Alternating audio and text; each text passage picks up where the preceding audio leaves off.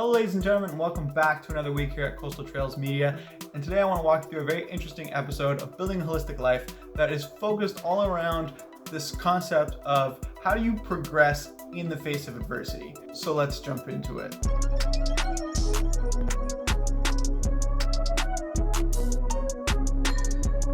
So progress is clearly an important factor in achieving whatever your goals or ultimate desires may be. You need to progress towards them if you ever want them to become a reality. However, in most cases, you may run into a few or even many people who do not see your goals as realistic and who will not be very supportive or very positive to you about them. And so what this does is, even if it's not intentional, it plants a small seed of doubt in your mind, which may prevent you from ever ultimately achieving whatever it is that is important to you. This is especially true when you're talking about something that may be bigger or more risky, or to most people, just downright stupid. And so to help kind of visualize this concept, I wanted to use my interest in everything that involves fire manipulation, whether that's fire eating or full body burns. And so this is something that I've always been interested in since I was probably like 12 or 13 years old. And it's obviously something that not very many people were very supportive of me wanting to try and learn. And so I started to learn techniques to perform full body burns and other fire manipulation things on my own in my parents' bathroom, obviously, and probably rightfully so, to a certain extent at least, no help. And so I did it quietly.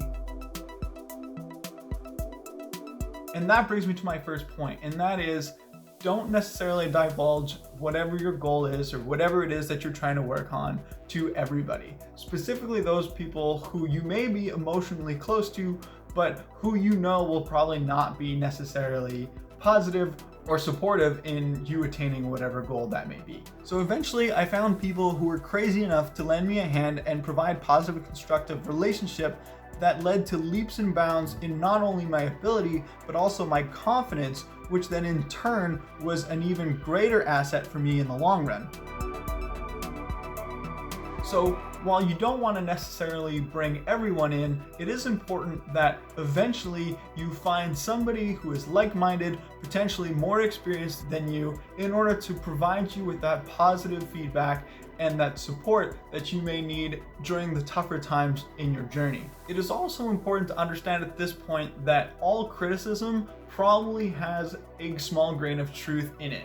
And so you need to learn to sift through all of the noise, regardless of the emotion or the intent of the criticism, and pull out the things that you can learn from in order to be able to address those concerns or those risks and ultimately find solutions that prevent you from ever falling into whatever pitfalls that normal people are trying to put forth as reasons to stop. So don't take criticism as well as the emotional baggage attached as a roadblock that is unsurmountable, but rather use that as an example of things that you need to find answers to in order to ultimately be successful. It's in following these steps and slowly progressing towards your goal that at one point you'll be ready and you'll be on the cusp of attaining the goal that you set out for yourself. So many people will be so confused at how that was ever possible.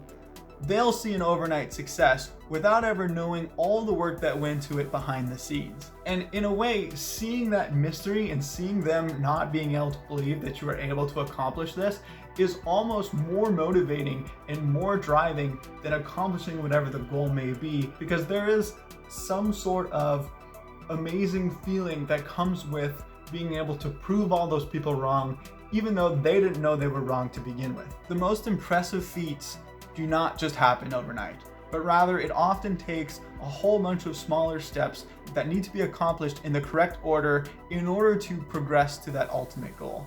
These smaller steps is where the real work happens, is what we call progressions. Before you can walk, you need to crawl and stand. Or in this case, before you can put a torch out with your bare hand, you first need to feel the delicate heat pass through your fingers.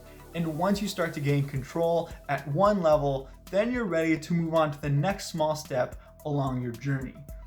It's important to remember that whenever you're learning, things will not always work the first time, and it takes repetition. It takes trying over and over and over until you're eventually able to accomplish the step that you're at.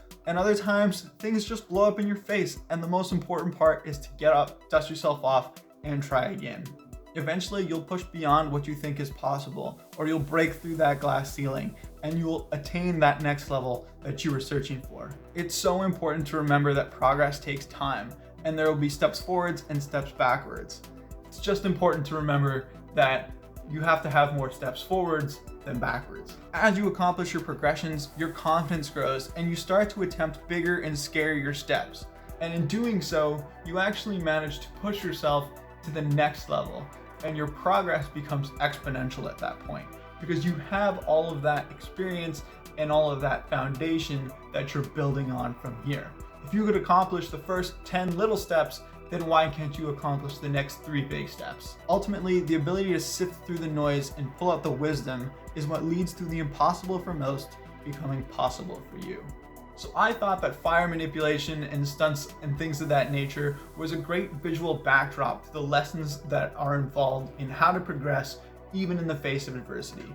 Because the truth is that true success and progress doesn't come without adversity, but rather comes despite of it.